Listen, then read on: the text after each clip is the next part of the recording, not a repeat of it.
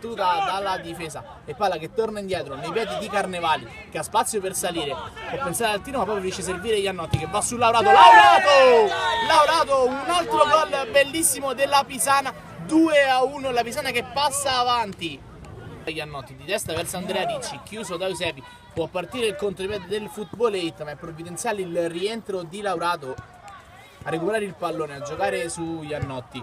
Pallone recuperato poi da Iannotti sulla destra che va a giocare su Ammassari. Ancora Laurato prova a liberare il mancino Laurato, palla che termina di pochissimo al lato.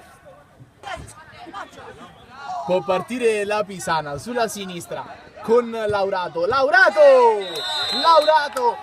6-2 della Pisana. Gli ospiti a battere sarà Iannotti. Prova il cross basso verso Laurato, ancora Laurato a riportare avanti di 4 reti la Pisana. Salire la Pisana giocando su Ammassari.